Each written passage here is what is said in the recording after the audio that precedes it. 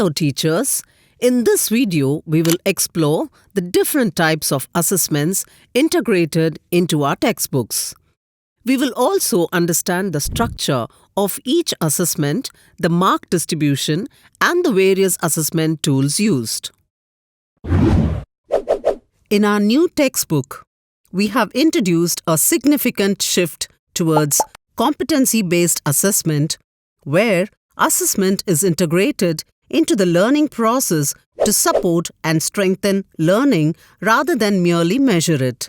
The activities and assessments embedded in the textbook help learners develop competencies and track their progress in a continuous and supportive manner. Based on that, we have integrated 3 types of assessment: learning check, periodic assessment, and competency-based assessment. Learning check அப்படிங்கிறது unit நடத்தும் போதே conduct பண்ணக்கூடிய ஒரு சின்ன test. இதுல key concepts and important learning outcomes students achieve பண்ணிருக்காங்களா அப்படிங்கிறத check பண்றதுக்கான ஒரு assessment. It's just a diagnostic assessment. இதுல என்ன லேர்னிங் கேப்ஸ் இருக்கு என்கிறத ஐடென்டிஃபை பண்ணி அதுக்கான ரெமிடியேஷன் ஆக்டிவிட்டி கொடுக்கறதுக்காக தான் இந்த assessment. So no marks are given for this assessment.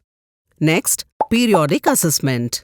Periodic assessment அப்படிங்கிறது ஸ்டூடெண்ட்ஸ் உடைய லேர்னிங் ப்ரோக்ரஸை செக் பண்றதுக்காக நடத்தக்கூடிய ஒரு அசஸ்மெண்ட். இதுக்கான மார்க்ஸ் எப்படி ஸ்பிளிட் அப் பண்ணப்பட்டிருக்குன்னு பார்க்கலாம். கிளாஸஸ் 1 and 2க்கு மொத்தம் 25 marks, oral 10 marks, project and activity 10 marks, written test 5 marks. So totally 25 marks for classes 1 and 2. For class 3, it's for 20 marks. ஓரலுக்கு 10 marks, project or activity க்கு 5 marks and written test க்கு 5 marks. Therefore, oral assessment அப்படிங்கிறது one-on-one test. At the same time, project-based task அப்படிங்கிறது either individual or groups-ஆ கூட இருக்கலாம். In the project-based assessment, students உடைய application and collaboration skills-அ test பண்ற மாதிரி இருக்கும். ஓரல் அசஸ்மெண்ட் பார்க்கும்போது ஸ்டூடெண்ட்ஸ் உடைய ஸ்பீக்கிங் அண்ட் ரீடிங் ஸ்கில்ஸையும் டெஸ்ட் பண்ணலாம். In the oral assessment, projects and activities, unit progress ஆகும்போதே in between one of the ஆக்டிவிட்டிஸா கொடுக்கப்பட்டிருக்கு. இதை நாம அசஸ் பண்றதுக்கான பாராமீட்டர்ஸ் டீச்சர்ஸ் ஹேண்ட்புக்ல ஒவ்வொரு அசஸ்மெண்ட்டுக்கும் தனித்தனியா கொடுக்கப்பட்டிருக்கு. For example, class 1 talk spot அப்படிங்கிற ஆக்டிவிட்டி அசஸ்மெண்ட்டா கன்சிடர் பண்றோம். இங்க உள்ள கிரீன் ஐகான் அசஸ்மெண்ட்டை டினோட் பண்ணுது. இது ஒரு இண்டிபெண்டன்ட் ஸ்பீக்கிங் அசஸ்மெண்ட். அந்த பர்டிகுலர் யூனிட்டுடைய தீமை பேஸ் பண்ணி கொடுக்கப்பட்டுள்ள டாபிக்கை வச்சு எப்படி பேசுறாங்கன்னு அவங்களுடைய ஸ்பீக்கிங் ஸ்கில்லை அசஸ் பண்றோம். இதுக்கு டோட்டல் ஸ்கோர் 5 மார்க்ஸ். இந்த 5 மார்க்ஸ் எப்படி ஸ்பிளிட் அப் பண்ணப்பட்டிருக்குன்னு பார்க்கலாம்.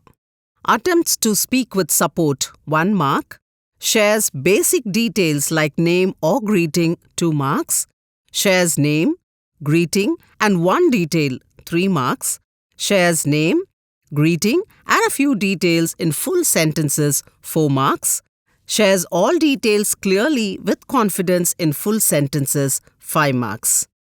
இதே போல ப்ராஜெக்ட் அண்ட் ஆக்டிவிட்டிக்கும் பாராமீட்டர்ஸ் கொடுக்கப்பட்டிருக்கு. Based on that, marks-அ என்டர் பண்ணணும். Next, in written components, students உடைய இண்டிபெண்டன்ட் அண்டர்ஸ்டாண்டிங்கை டெஸ்ட் பண்றதுக்காக நடத்தக்கூடியது தான் I can do assessment. I can do அப்படிங்கிற ஹெட்டிங்ல கொடுக்கப்பட்டுள்ள ஆக்டிவிட்டி யூனிட்டுடைய எண்ட்ல ஒரு ரிட்டன் டெஸ்டா கொடுக்கப்பட்டிருக்கும். ஸோ இந்த ஸ்கோர்ஸ் எல்லாமே நாம டீச்சர்ஸ் ஹேண்ட்புக் அனெக்ஷர்ல இருக்கக்கூடிய ஸ்டூடெண்ட் மார்க் ரெஜிஸ்டர்ல என்ட்ரி பண்ணுவோம். The third one is the competency-based assessment. In the competency-based assessment, ஒவ்வொரு டேர்ம் எண்ட்ல நாம நடத்தக்கூடிய ஒரு அசஸ்மெண்ட். இது கிரிட்டிக்கல் லேர்னிங் அவுட்கம்ஸை டெஸ்ட் பண்றதுக்கான ஒரு காம்ப்ரிஹென்சிவ் அசஸ்மெண்ட். இதுல oral as well as written assessmentடும் இருக்கு. Now let's look at how the marks are split up. Class 1 and 2க்கு மொத்தம் 50 marks. இதுலயும் ஓரல் அண்ட் ரிட்டன் அப்படின்னு ஸ்பிளிட் பண்ணப்பட்டிருக்கு. Oral 10 marks and written 40 marks, totally 50 marks for classes 1 and 2.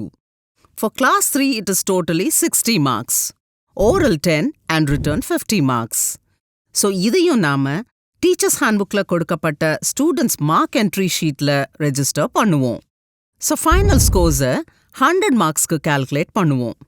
இதுல periodic assessment 1, periodic assessment 2, competency based assessment அப்படின்னு 3 கூட்டி பார்த்தோம்னா total 100 மார்க்ஸ்க்கான ஸ்கோர்ஸ் ரெஜிஸ்டர் பண்ணப்பட்டிருக்கு. மோரோவர், இந்த competency based assessment sample question பேப்பர்ஸா டீச்சர்ஸ் ஹேண்ட்புக் QR கோட்ல அப்லோட் பண்ணப்பட்டிருக்கு. இதை நாம தேவைப்படும் போது யூஸ் பண்ணிக்கலாம். Apart from this, learning tracker அப்படிங்கிற ஒரு ஷீட்டும் இருக்கு. இது ஸ்டூடெண்ட்ஸ் உடைய ஓவரால் கிளாஸ் பர்ஃபார்மன்ஸை தெரிஞ்சுக்கிறதுக்காக உதவக்கூடிய ஒரு ட்ராக்கர். இதுல எந்த ஸ்கில்லுக்கு என்னென்ன காம்படன்சிஸ்க்கு அதிகமான ஃபோக்கஸ் தேவைப்படுது அப்படிங்கிறது டீச்சர்ஸ் தெரிஞ்சுக்கிறதுக்காக ஹெல்ப் பண்ணும். த்ரூ திஸ், ஸ்பெசிஃபிக் ஸ்டூடெண்ட்ஸ்க்கு தேவைப்படுகிற ரெமிடியேஷன் ஆக்டிவிட்டீஸ் பிளான் பண்றதுக்கு இந்த லேர்னிங் ட்ராக்கர் ஹெல்ப்ஃபுல்லா இருக்கும். Students mark register and learning ட்ராக்கரை அந்தந்த கிளாஸ்ல இருக்கிற நம்பர் ஆஃப் ஸ்டூடெண்ட்ஸ்க்கு ஏற்ற மாதிரி அடிஷ்னல் காப்பீஸ் எடுத்து வச்சுக்கலாம். Abort from this, text book எண்டில் ஒரு லேர்னிங் ஜர்னி பேஜ் இணைக்கப்பட்டிருக்கு. இது ஸ்டூடெண்ட்ஸ் உடைய லேர்னிங் ப்ரோக்ரஸை ட்ராக் பண்றதுக்காக கொடுக்கப்பட்டிருக்கு. ஸோ பேரண்ட்ஸ் அவங்களோட சில்ட்ரன் எப்படி ப்ரோக்ரஸ் ஆகுறாங்க, எந்த லேர்னிங் அவுட்கம்ஸ் அட்டைன் பண்ணியிருக்காங்க, எந்த லேர்னிங் அவுட்கம்ஸ் அட்டைன் பண்ணல அப்படிங்கிறத தெரிஞ்சுக்கிறதுக்கான ஒரு பேஜ் தான் இது. Not only that, it also help students assess themselves. Students ஒவ்வொரு காம்படன்சி அட்டைன் பண்ணும்போது டீச்சர்ஸ் அந்த காம்படன்சிக்கு உரிய இடத்துல ஒரு ஸ்டாரை ட்ரா பண்ணுவாங்க. To conclude, anxiety free competency based assessment மூலமா ஸ்டூடெண்ட்ஸ் உடைய ஸ்கில்ஸை இம்ப்ரூவ் பண்றதுக்கு இந்த இன்டகிரேட்டட் அப்ரோச் ரொம்ப ஹெல்ப்ஃபுல்லா இருக்கும். தேங்க்யூ.